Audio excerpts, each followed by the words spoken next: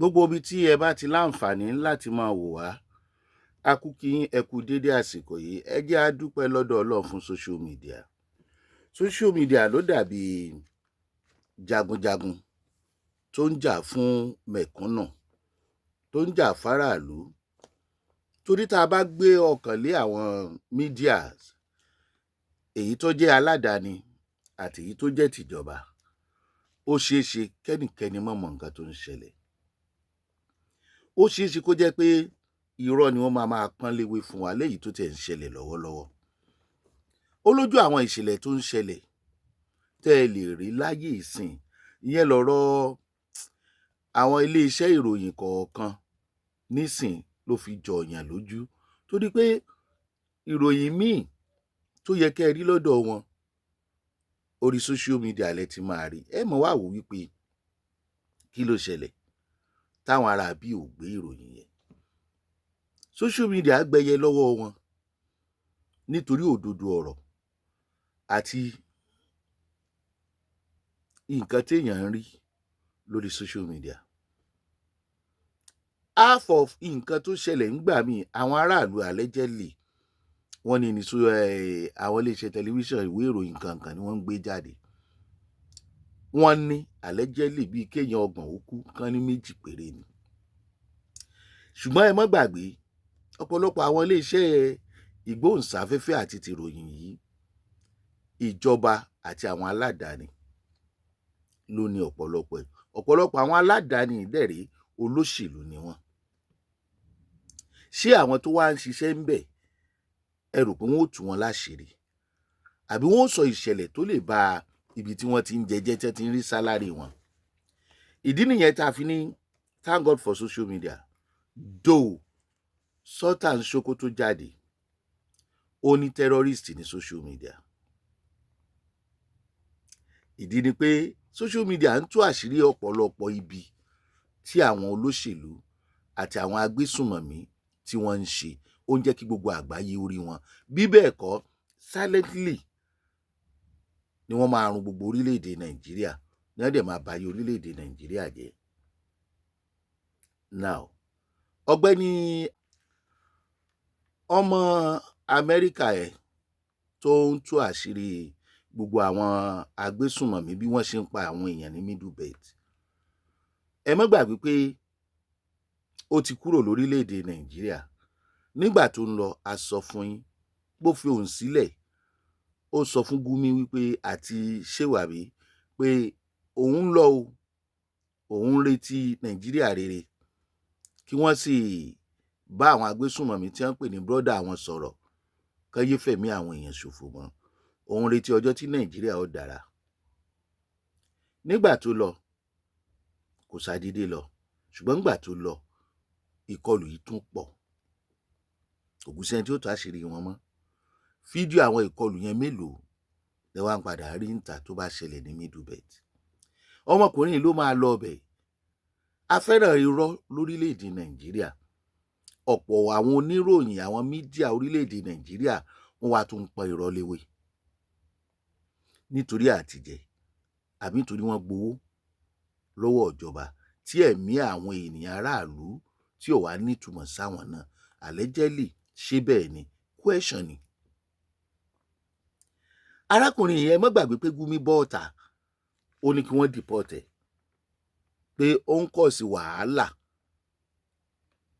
pé n tí ò ṣẹlẹ̀ ló ń sọ. Ẹ jọ̀ọ́ nítorí Ọlọ́run, láàrin mi àti yín, ṣé ó ṣẹlẹ̀ àbí kò ṣẹlẹ̀? Ṣé n tó sọ pé ó ń ṣẹlẹ̀ pẹ̀lú fídíò tí àwọn northerners tún jáde, tí Gumi lè fi jáde gbẹnu wọn sọ̀rọ̀ wípé ọmọkùnrin iṣẹ́ òun ló ń dá wàhálà álẹ̀, tẹ́ ẹ dẹ̀ mọ̀ wípé wọ́n ń pa àwọn èèyàn lóòótọ́? Ẹ worú orílẹ̀-èdè tá a wà. Ta ni Gumi ń ṣiṣẹ́ fún? Ìbéèrè ni. Allegedly, Gumi ni wọ́n ló máa ń lọ negotiate lọ́dọ̀ àwọn agbésùnmọ̀mí. Gumi ló ní kán deport ẹni tó ń tàṣírí agbésùnmọ̀mí. Di bá a ṣe ń sọ̀rọ̀ yìí, wọ́n lè jáde lórí 2027 sọ̀rọ̀ o, election, kò sẹ́ni tó jáde sọ̀rọ̀ nítorí pé tí Gumi sọ ní tó gbè lẹ́yìn ìjọba àti àwọn agbésùnmọ̀mí ni. nígbà tí Gumi ti sọ pé kò sí tí ò ṣẹlẹ̀ ní máa yẹn ń sọ, ẹ dẹ̀ mọ́ gbàgbé máa yẹn ó àtáàkì ààrẹ wa bíi pé allegedly bíi pé wọ́n jókòó sọ́fíìsì gbogbo eléyìí ń ṣẹlẹ̀ pé kò dáa o. Ta ni ó mú Gumi? Ta ni Gumi gbè lẹ́yìn ẹ̀? Gumi náà ló sọ wípé ìjọba mọ àwọn agbésùnmọ̀mí ní kọ̀ọ̀kan, ó sì mọ bùdó wọn. El-Rufai jáde ó ní true adviser ètò ààbò allegedly ó sọ mọ́rọ̀ wípé ìjọba ń sanwó fún àwọn afẹ̀míṣòfò. àwa àgbàgbọ́ problem ti wà nìyẹn. Allegedly ni wọ́n allege ni, kò sẹ́ni tó rí.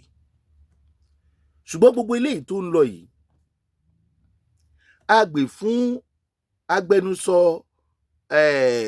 fún ilẹ̀ Middle Belt lórí program kan lórí tẹlifíṣàn kan tó jẹ́ ti èyí tí ọ̀kan nínú àwọn olóṣèlú ni. òun náà lọ ṣe interview ńbẹ̀. kí ló lọ sọ ńbẹ̀? ó ní ọ̀gbẹ́ni Alex ọmọ Amẹ́ríkà missionary, ó nídìí tí wọ́n ṣe deport ẹ̀yẹn ni pé tí ẹ fi lé kúrò lórílẹ̀‐èdè Nàìjíríà. kẹ́ ẹ máa wo irọ́ tó ń parọ́ fúnrọ́, tí wọ́n ń pọ́n irọ́ léwé fún wa. ṣé káwọn èèyàn lè gbàgbọ́ pé wọ́n deport ẹ̀ pé n tó ń sọ kò jẹ́ níhù, ṣó ń lọ kó fídíò yẹn wá láti ìlú mi ni? And is already enjoying a growing followership across the North Central. Yeah, so we've realized what Alex Badu has. So I must inform that Alex Badu is no more in Nigeria. His visa has been revoked and sent out of the country because of the work he's doing, which is creating division. Immediately after he made his speech in Jos, a lot of people didn't know that two Muslims were killed immediately after his speech. And because of the impact of this provocative speech which he has been doing, he was sent out of the country and is no longer in Nigeria. And that's what the government has done, because we don't want individuals to come and create division. I've been to Rwanda a couple of times. I've been to the Rwanda Genocide Memorial. As simple as this whole narrative of what Alex Badu was saying is what some of the French personality did in Rwanda. bí tí ayé orílẹ̀-èdè Nàìjíríà wá dà báyìí, ẹ̀dẹ̀ fọ́ orílẹ̀-èdè Nàìjíríà mọ́ orí àpáta, ẹ̀dẹ̀ tí sínú omi pẹ̀lú irọ́, pàápàá jùlọ ẹ̀yin mídíà lórílẹ̀-èdè Nàìjíríà. ọ̀pọ̀lọpọ̀ ló jẹ́ pé orí burúkú ló ń ṣe, ó rò pé òun ń support nítorí àtijẹ́. obìnrin yẹn jáde lórí station yẹn, ó ní Alex ó ń kọ̀ sí religious tension, ó ló ń kọ̀ sí wàhálà, ó fẹ́ dá ìjẹ̀sìn sílẹ̀. ẹ jọ̀ọ́, àwọn tó ń pa àwọn kìrìsìtẹ́nì ló fẹ́ dájẹ́ ẹ̀sìn sílẹ̀ ni àbẹ́ni tó ń tàṣírí ibi tí wọ́n ti ń pa àwọn kìrìsìtẹ́nì, tó dẹ̀ ń kọ́lé fún wọn, tó ń ràn wọ́n lọ́wọ́, tó dẹ̀ ń pèjọba wípé ẹ stop kíní, ẹ stop àwọn ará bí lórí àti sọ orílẹ̀-èdè Nàìjíríà allegedly di tẹlẹ́sìn kan. nígbò ní Nàìjíríà fẹ́ kúrò ní wàhálà, ó wá nítorí ẹ̀ ni wọ́n ṣe deport ẹ̀. wọ́n pe ẹni yẹn ní speech adviser on community ní Middle Belt. ta ló ń ṣiṣẹ́ fún? ta ló ń ṣiṣẹ́ fún? now ọ̀gbẹ́ni yẹn gangan fún rẹ̀, Alex ó jáde, ọmọ ará Amẹ́ríkà ẹ̀, lóò ti post movement ẹ̀ tẹ́lẹ̀ pé ó ní láti kó lórílẹ̀-èdè Nàìjíríà l'April 1st tí document dẹ̀ wà fún.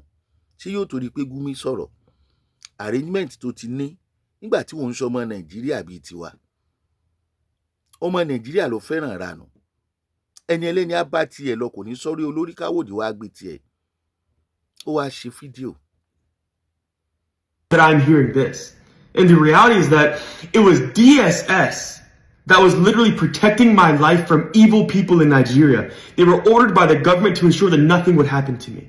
Because I speak truth in power, because I actually go to the communities and I help the people that are oppressed, the ones that are suffering, because I'm doing the job that the government is not doing. They want to silence my voice. And I tell you, nothing will silence me. It is my duty to speak truth. No matter what you do, no matter what you say, no matter how you come against me, no matter what lie you say, you will never silence me. As Muslims are calling for my arrest for speaking out on what the truth is of what's happening in Nigeria, Gumi, the known terrorist, walks free. No Muslims are calling for the arrest of terrorists in Nigeria, but the one who comes to speak truth, they want to be arrested, they want to be deported. Even if you are to deport me at any point, the voice will never be silenced.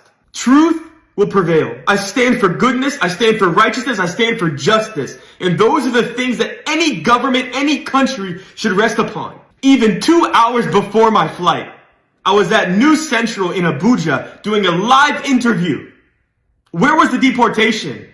Did they deport me to the news office? I purchased a round-trip flight a month before I came to Nigeria, and I have evidence of that. I've even posted it on X for people to see. My flight was from March 10th to April 1st. And I have countless texts between my partners and other people on WhatsApp that I'm also posting here in this video for you to see that my flight and my trip was pre-planned in advance from March 10th through April 1st. No government told me to leave. No official told me to leave. And you certainly did not tell me to leave. I've never heard of you. I don't know who you are. My friends don't know you. Other people in power don't know you. Yet you're on the news. You're spewing lies. And it's evil. It's wicked. And at the end of the day, this shows the integrity of Nigerian officials. If officials will go to the public and they will directly lie with no shame, boldly declare lies to the people, both domestic and international, what does that say about the people who are in power? You don't declare for Gumi to be expelled. Even though Saudi Arabia, the capital of Islam in the world, declared that Gumi would not enter, that he was deported, yet you allow him to be free in your country.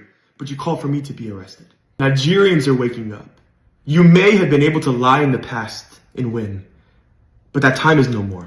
Lies and evil will not prevail in Nigeria.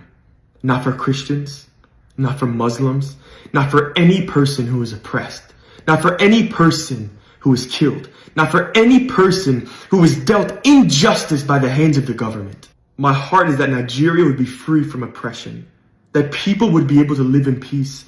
I don't care what you believe. Nobody should be under threat of death every single night. That their village would be burned, that their children would be cut to pieces. I don't care if you're Muslim, if you're Hindu, if you're Buddhist, if you're Christian, if you reject any God at all, I don't care. You should be able to live in peace. And I stand for this, especially because as a Christian, we are called to stand for the oppressed.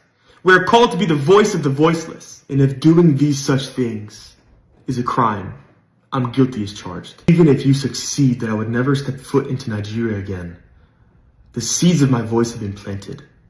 And I know that the Lord will water them. And that goodness will spring forth. And as the Lord talks about, that justice would flow. You can't stop that. You may be able to stop me from coming to a country, but you cannot stop the Lord. The Lord is above you. And at the end of the day, the Lord controls your future. Gbanu fídíò yẹn ó sọ pé òun ò ní sinmi òótọ́. Ẹ̀yin ni kẹ́ ẹ máa cover ikú, kẹ́ ẹ máa cover àrùn.